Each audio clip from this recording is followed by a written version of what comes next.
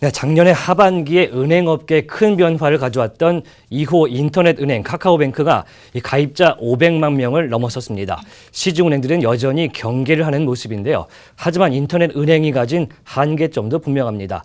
세계파이낸스의 주영현 기자와 함께 업계 전망 살펴보겠습니다. 네, 안녕하십니까. 일단 인터넷은행의 현황을 좀 보겠습니다. 성과가 좀 있었나요? 네, 우선 카카오뱅크는 지난 7일 기준으로 고객 수 500만 명을 돌파했습니다. 가입자 증가와 함께 예금 적금 규모도 늘어 수신 규모는 5조 1,900억 원, 대출은 4조 7,600억 원을 기록했습니다. 체크카드는 전체 계좌 개설 고객 중 74.6%에 해당하는 373만 명이 신청했고요. 해외 송금 건수는 5개월간 총 7만 6,500여 건으로 집계됐습니다. 연령대별 가입자는 30대가 전체의 34.9%로 압도적이었고 20대와 40대, 50대가 뒤를 이었습니다.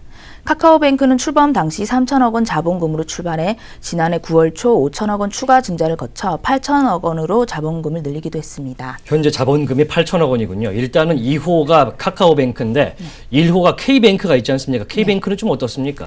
네, K뱅크는 지난해 3분기까지 76억 원의 순이자 수익을 올렸지만 59억 원의 수수료 손실과 579억 원의 일반 관리비 등 총 601억 원의 순손실을 기록했습니다. 작년 9월 말 기준 총 여신은 6,563억 원이고 수신은 8,598억 원, 연체율은 0.03%였습니다. 총 자산은 1조 1,239억 원, 부채는 8,780억 원을 기록했고요. 자본금은 1,000억 원 규모의 증자를 하면서 2,500억 원에서 3,368억 원으로 늘어났습니다. 덕분에 BIS 자기 자본 비율은 지난해 상반기 말 17.3%에서 3분기 말 25.19%로 올라갔습니다. 또 올 초 추가 증자를 계획하고 있는 K뱅크는 추가 증자 희망 규모를 1,500억 원에서 5천억 원으로 늘려 잡았지만 증자 시기가 연초에서 1분기 중으로 늦춰졌습니다. 네, 후발 주자인 카카오뱅크에 비해서 증자라든지 약간의 좀 부침이 있는 걸로 지금 보이는 상황인데 일단 인터넷 은행들이 작년 하반기에 굉장히 뜨겁게 달아오르면서 관심이 집중됐는데 올해는 어떤 상품이 나옵니까? 네, 카카오뱅크와 K뱅크는 올 1분기 내로 부동산 대출 상품을 내놓을 방침입니다. 부동산이요? 카카오뱅크는 1분기 내에 전월세 보증금 대출을 출시할 예정이고요. 은행 방문 없이 모바일 앱으로 서류를 제출하면 고객이 원하는 시간에 대출을 받을 수 있는 것입니다. 주택금융공사의 보증을 바탕으로 전세나 월세 보증금을 빌려주는 상품이라 20, 30대를 공략할 수 있을 것으로 기대되고요. K뱅크는 현재 비대면 아파트 담보대출을 내놓기 위해 준비 중에 있습니다. 지난달 20일 아파트 담보대출 상품 설명서와 약관을 공시하기도 했고요. 아직 적용금리는 나오지 않았지만 정부가 부동산 대책과 가계부채 대책을 잇따라 내놓으면 곧바로 적정금리를 내놓을 방침입니다. 일단은 부동산 대출을 한다고 하면 굉장히 또 화제가 될 가능성이 높아 보이는데 이어서 또 기업 관련된 사업도 좀 계획을 하고 있다 이런 얘기가 나옵니다. 네, 그렇습니다. 이들은 기업 수신 거래까지도 영역 확장을 꾀하고 있는데요. 카카오뱅크는 지난 8일 입출금이 자유로운 예금의 약관을 개정해 예금 과목의 기업 자유 예금을 출시했습니다. 기업 자유예금은 3월, 6월, 9월, 12월의 네 번째 금요일 기준으로 금리를 산정해 지급하는 것이고요. 카카오뱅크 관계자는 기업 자유예금 약관 변경은 대금 정산을 위한 기업 수신 계좌일 뿐이라고 단정지었지만 업계는 법인 수신 계좌가 개설된 만큼 향후 기업 거래에 나설 준비를 하고 있다고 보고 있습니다. K뱅크도 기업 거래를 위한 펀뱅킹 시스템 구축 작업이 한창인데요. 펀뱅킹은 기업과 금융기관이 개별 네트워크를 통신회선으로 연결해 온라인으로 은행 업무를 처리하는 시스템으로 직원급여, 대금 전산 등에 활용됩니다. K뱅크는 기업 수신 거래를 위한 용도라고 설명했고요. 두 은행 모두 올해 안에 신용카드도 출시할 계획입니다. 아직은 둘 다 체크카드만 판매하고 있지만 K뱅크는 판매하고 있고요.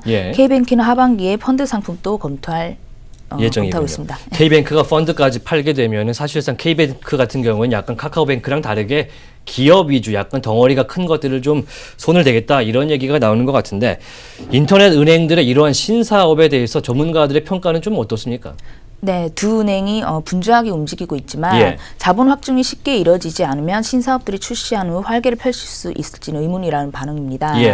K뱅크는 추가 증자를 계획하고 있지만 작년부터 계속 지연되고 있는데요. 올해도 연초에 계획된 추가 증자가 올 1분기로 늦춰지자 업계에선 K뱅크의 추가 증자 산업이 순탄치 않을 것으로 내다봤습니다. 카카오뱅크도 자본금 확충에 대한 부담이 여전한데요. 카카오뱅크는 3천억 원 자본금으로 출발해 8천억 원으로 자본금을 늘렸지만 자본 확충이 지속적으로 이루어져야 한다는 부담이 상존하고 있습니다. 네. 인터넷 은행들이 이렇게 사업을 확장시키려고 하지만 역시 한계는 있다 이런 얘기가 나오는데 그중에 가장 문제되는 게 은산분리 규제 때문이기도 하죠. 네. 시중은행들의 반응은 좀 경계감이 아직도 있나요? 시중은행들은 작년 인터넷 은행의 등장으로 금리를 낮추거나 모바일 환경을 새롭게 구축하는 등 변화를 보여서 경계를 했지만 올해는 내심 자부심을 드러내는 있군요. 인터넷 은행들이 금리가 낮은 부동산 대출 상품을 출시할 것이란 전망에 시중은행들이 경계할 것이란 관측이 나오고는 있습니다.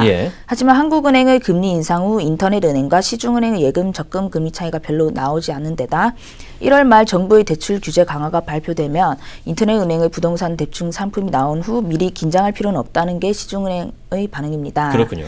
네, 한 관계자는 부동산 대출 상담 등은 오프라인에서 은행원과 직접 이야기를 나누길 원하는 고객이 많으니 비대면으로 충분한 판매 실적을 올리긴 어려울 수 있다고 내다봤고요.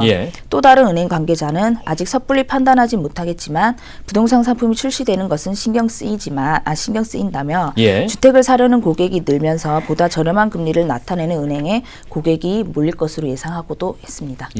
안정성이냐 뭐 새로운 낮은 금리냐 뭐 이런 걸 선택일 것 같은데 좀 지켜보겠습니다. 지금까지 인터넷 은행 업계 관련해서 주영현 기자와 이야기 나눠봤습니다.